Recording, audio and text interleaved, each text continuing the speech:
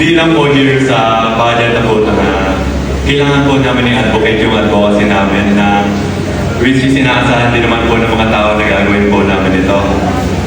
Kami na lang po mismo din ang magdidikta o magpapatunay na gagawin po namin ang mga advocacy namin after rin po ng process. That's all. The assurance I can give you that I'll be committed to my advocacy, that I'm always consistent in my work. So even after winning this title, I would still be committed to my title simply because Good afternoon po, I am Martin Constantino again from Pagsangan. So I can assure you 100% because I joined several pageants and I am always an advocate of culture and nature in our town, Pagsangan. And in fact, this was my advocacy when I joined Takana Pagsangan and I won Tourism Ambassador of the Year.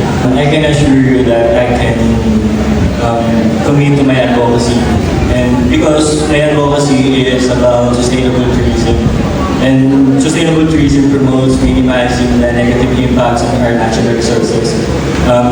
We can promote sustainable tourism through the strict implementation of the Republic Act 9003, or also known as Ecological Solid Waste Management Act of 2000.